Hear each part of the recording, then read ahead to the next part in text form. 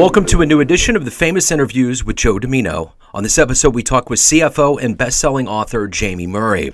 She's both an author and the CFO of a commercial construction company she runs with her husband in San Antonio, Texas. Jamie became a mother at 17 years old and went on to graduate from Texas Woman's University in North Texas. Before becoming an entrepreneur and an author, Jamie was a high school English teacher. Today, she spends her days juggling the demands of running a family and a company while building a brand centered around saying out loud what humans all over the world are managing in silence. Enjoy this story. Well, thank you for taking a minute out today. I appreciate it. Oh, thank you very much. I'm so excited. Me as well. So before we get into your life work and as an author and a CFO, I want to know, the past 3 years with COVID has affected us all in different ways. How did you survive that time period, and how has it changed the way that not only you live, but the way that you conduct business now? Wow. Well, so there's a couple of fronts, right, for that, because for one, I wrote 2 books. So clearly I was reflecting on something internally and trying to figure it out. And I think, if anything, in 10, 20, 50 years, that's probably going to be what we all look back on COVID and remember is how we learned to reflect, how we learned to stop, right? Like, never before and maybe never again will the world ever just shut down in that way, I think. And so when we have a minute to clear our minds, we like what we see and we don't like what we see, hopefully, right? So that's the first piece of it, I think, from the author piece. From a CFO standpoint, running a company, my husband and I own and operate a commercial construction company in South Texas. And COVID, I think, has taught us how to do business better. I think it pushed everyone to have to see each other more clearly and communicate in more clear terms, with inflation specifically in construction, man, like it went all over the place. And so we really had to be willing to learn how to have some of the hardest conversations that we've had in a business perspective. So it sounds like, there's a lot of silver linings that did go into this process. And yeah, like you said, the introspection's been huge. And you have very interesting dynamics as a writer and a business owner. So what I want to do is I want to kind of get to the essence of you and what you do daily. So I'm going to put you in front of a bunch of third graders on a career day to grade school. One of the kids looks up at you and says, "What do you do for a living?" How would you explain it? I like to explain being an author, and I have actually got to do that a little bit in my own kids' school days. But I explain it as I tell my story in a way that I'm trying to tell everyone's story. So if I can find the human strand, that human connection, that piece of something that is hard for us all to say out loud, and I can say it out loud, then I help other people with their own struggles and healing. And in the process, that helped me too. So when you were in the third grade, what was your dream when you grew up? What did you want to become? This is about the most cliche answer ever. I always wanted to be a writer. I always wanted to be an author because I'm literally can remember just being in my closet for hours and hours and hours, just trying to process my feelings. And so something innately inside of me, and I think, especially with it being a Neon Jazz interview podcast, I think musicians will understand that piece of needing to understand your feelings and that coming through in words or notes, and really being the only way sometimes that you can figure out who you are. So let's go back to your childhood. Talk to me about where you were born and raised and how these seeds, because it's almost like you have a right and left brain, How did these seeds get sprinkled in you to not only be a business owner, but to be in a creative realm and write? I love that, actually, a right and a left brain. I think partly the creative side was always there, the business side came from survival. I grew up very, I guess we use the word poor. My mom hates that word, but that's the truth of it, right? Out in the country, middle of nowhere, not an easy existence in North Texas. And so the creative part formed from just wondering what the rest of the world looked like and how all these things that I saw through my TV or drove by in town, like how did they live like that? And trying to understand that piece and know what else was in the world.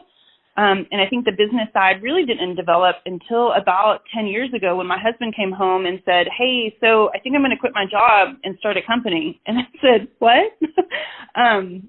And so in the last 10 years, man, have we become business owners. And that was just out of pure survival and just what is the word I'm looking for? Tenacity? Yeah, for sure. So, all of us are fueled by those that we look up to. Who's been a hero for you? Who's been consistently someone that you've admired? Almost any writer that has been willing to share vulnerabilities in an effort to help other people feel and heal. Those were always my go-to heroes. I'll be honest, one of my biggest heroes, just straight up dream hero, is Oprah. I mean, it's a little cliche, but like you see someone who also, who came from really hard pieces. And I just admire anyone that can create the life that they haven't even been able to see in their own experience. So I don't want to be cliche or assumptive here, but if you could meet one person alive on the planet right now and talk to them and be around them, who would it be? I could meet one person. Man, should have been ready for that question. I'm going to be, I think I would be too afraid. Like, I could say Oprah, but I think I would be too afraid because there becomes a piece of human quality, right? That everyone from a distance is a little bit better than up close. If that makes sense. So I want to keep my heroes a little bit at a distance because I think that keeps me motivated by them a little bit more. Yeah. So what was the book for you growing up that really inspired you to either want to read more or to become a writer? I read everything. I read everything. I read book series. I read individuals. Honestly, one of my first memories of realizing something like that there was something special in storytelling was actually a radio show, and it was hold on, I'm going to come up with it. It was an AM radio show my dad used to listen to. The Rest of the Story with Paul Harvey. I don't know if anyone else in the world will remember that. Do you know it? I used to be an intern at a country music station that did pre and post game Royals production, and they used to always play them, and I would always stop. Like, it was right before drive time and weather and traffic, and I used to stop and listen to it. I never knew who he was, but yeah, he's wonderful. Oh my gosh, yes. I mean, I remember being very, very young, and my parents hauled mail. They worked for the post office and hauled mail like night shifts. And so in the middle of the night, at young ages, I was driving through back roads of Texas delivering people's mail and trying to sleep. And we always had Paul Harvey, The Rest of the Story. And it just really opened up, and so it's not a book, but it's storytelling. And I think that's where the spark came to realize that one person's life can connect with so many other people's lives, and I wanted to do that. So if you have a dream tonight and your 20-year-old version of you meet that version and you can give it a piece of advice based on the life you've lived, the wisdom you've gained, what would you tell your young version? To learn how to love yourself sooner, I think, and to really lean into that. Self-love becomes one of those really cliche bullshit, sorry if I can't say that, but kind of that, kind of just one of those bullshit answers of like, oh, I want to love myself, but we don't really think about what that means. And I think really leaning into and like fully accepting flaws, accepting the imperfection of growth, accepting other, how our world and our childhood has influenced us, and forgiving that and being okay with those things. That's all what I've realized now at 42 is what self-love is. And so if I could go back to 20 and tell, like, I would just give her a hug and I would just say, like, you're doing great and you're going to be okay. And if you just learn how to love who you are right now, everything else is going to be so much easier. What's been one of the best client responses or best reader responses you've ever gotten from either your company or your writing and your books? So I actually it wasn't an official review. It was just from the new book that just came out. It's Not About Love. A good friend of mine from, we were probably from decades ago, like middle school, high school. She reached out after she read the book and she said, Jamie, you were always the voice of reason. You were always the one teaching us how to love ourselves, but we didn't have the words for it back then. And so to be able to have someone connect that past self with that present self and put it in my face and go like, look, you're here, you're where you were supposed to be, and you're giving the world the message that you were always giving us, was just maybe one of the most moving things. So what is it that motivates and moves you through each day? We all have these things we want to accomplish and do with our days, but what is ultimately the motivating force for you? One motivating force. I don't know. And I don't know because, maybe I just haven't asked myself that question enough, but I don't know because doesn't that change through life? Like the things that propel me forward this year are definitely not the things that pushed me to wake up every morning and work hard when I was 20 or 30. And so I feel like that's always a little bit of a moving answer. So maybe the non-moving part of that is just really appreciating that this is our one life, and no matter how we're living it, like, you got to look back on it for yourself at the end of it and go, yeah, I killed that. Yeah, I did that. And I'm proud of that.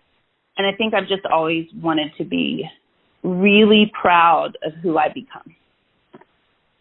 So how do you quantify a good day? When you get to the end of the day, how do you say that day worked? That was a good one. I think every day works, right? Like, I don't look for good or bad so much anymore. I used to. And I used to allow myself to get super frustrated and angry and crazy in the world if things weren't good or if they were bad. But now I think at the end of every single day, I can honestly lay down and go, okay, so what am I taking away? How did I grow? How did I learn? And if I did those two things, if I grew and I learned, what more can you ask for in life, really? So everyone out there has a perception of you, your family, your friends, your fans, your colleagues, clients, but you ultimately live your life. What's your perception of you? Who do you think you are? I think I'm a very soul-driven human. I think any success you find in life is really only as good as how much you can love yourself for who you are.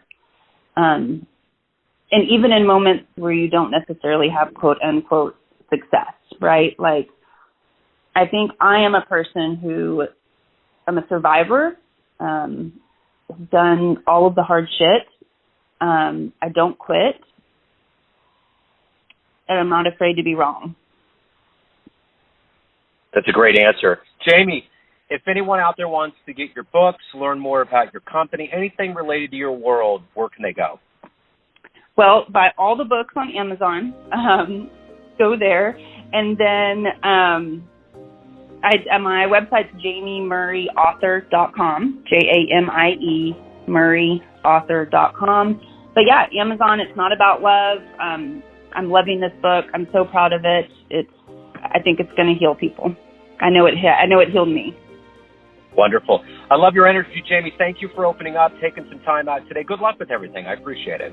Thank you. I am very, very grateful to be here. Thanks for tuning in to another famous interview with Joe Dimino, where we cover the world of art, literature, business, spirituality, music, and more from around the globe. If you want to hear more interviews, visit the Famous Interviews with Joe Dimino channel on YouTube. You can find us on Spotify and Apple Podcasts.